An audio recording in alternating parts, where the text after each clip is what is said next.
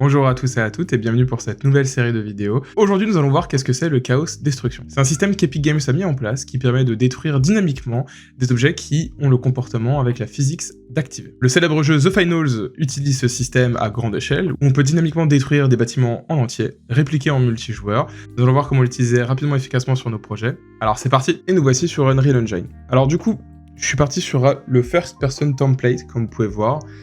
Car ça va être plus simple lors des tests que nous allons faire. On va pouvoir utiliser justement la récupération d'une arme, on va pouvoir tirer avec une physique qui est déjà faite, et ça va nous servir à voir comment utiliser tout le système Chaos pour détruire des objets. Alors la première chose que nous allons vouloir faire, c'est ajouter un static mesh à l'écran, car on va devoir venir le fracturer. En fait, on va devoir venir créer quelque chose qui s'appelle une géométrie collection.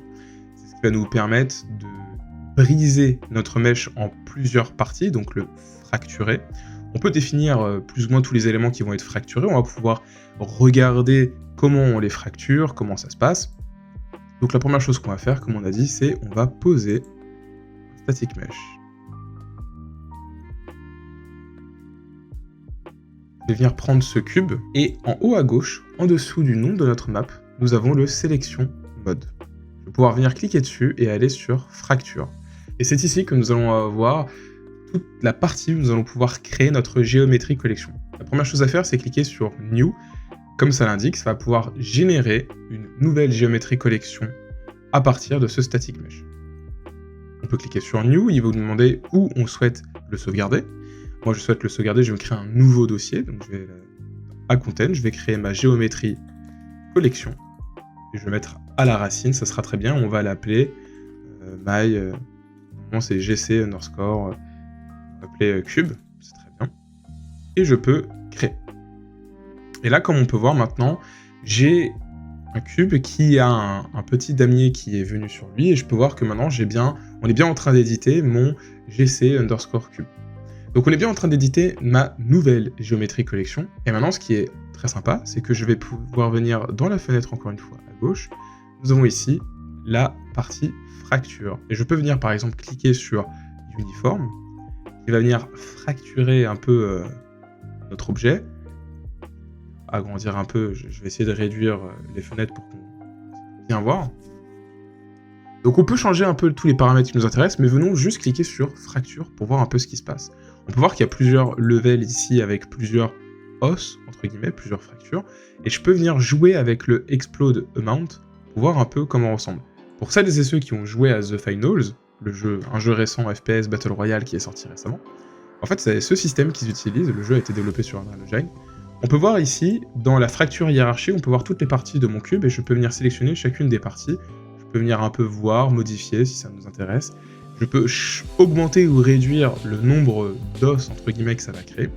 Maintenant si je viens dropper le cube en hauteur et si je clique sur Simulate au lieu de Play, on peut voir ici qu'on va venir casser mon cube. Bon, il n'a pas explosé parce que le cube n'a pas eu une... ça n'a pas été assez haut, ça n'a pas été assez fort. Bref, on peut venir casser en fait nos éléments comme ceci. Là, il se casse un peu plus. Et du coup, en fait, il se fracture par rapport à un peu l'endroit où il est touché. Et on va pouvoir justement, avec notre arme du first person, venir détruire cet élément. Ce qui est intéressant, c'est qu'il y a plusieurs parties. Il y a le cluster, radial, planar, slice, etc. N'hésitez pas à tester un peu chaque partie, voir ce qui vous intéresse, ce qui peut vous plaire, faire des tests. Ça va vous permettre d'apprendre un peu mieux comment fonctionne bien le chaos system. Maintenant, nous allons vouloir aller dans notre blueprint BP First Person Projectile, qui est dans mon template.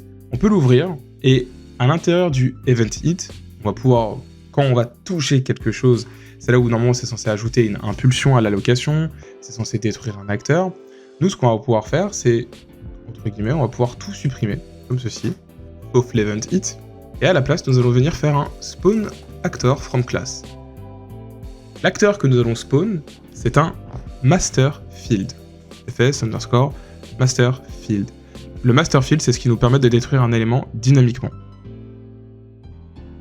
Nous allons pouvoir relier notre Spawn Transform au Hit Location. Depuis la return value spawn actor fs master field, nous allons pouvoir faire un set activation type, ce qui va nous permettre de définir le type d'activation, si on veut rajouter un délai, si on veut le ticker, si c'est par rapport au trigger. Nous, on va le sélectionner par rapport au trigger. À la return value de notre master field, nous allons pouvoir ajouter la fonction CE trigger, qui va nous permettre d'activer notre master field. Enfin, on va pouvoir ajouter un petit délai et un destroy actor pour venir supprimer notre balle. Si on vient compiler et qu'on vient mettre plusieurs, on peut venir le supprimer. On va venir dropper plusieurs Geometry Collection GC Cube pour tester. On récupère le fusil et on peut tirer pour voir qu'on peut venir détruire entièrement les cubes que nous avons placés avec le système Chaos. Donc on peut voir qu'il y a bien plusieurs parties, plusieurs cubes, elles ont toutes plus ou moins la même forme, à vous de vous amuser à changer comment on les a cassés, et à venir customiser énormément vos objets. Merci à tous et à toutes d'avoir suivi cette vidéo, j'espère qu'elle vous a plu. C'est la première d'une petite série sur l'outil Chaos, on va essayer de voir vraiment bien en profondeur comment l'utiliser, comment le customiser, comment faire quelque chose de fonctionnel à la fin avec, comme pour notre petite série d'IA.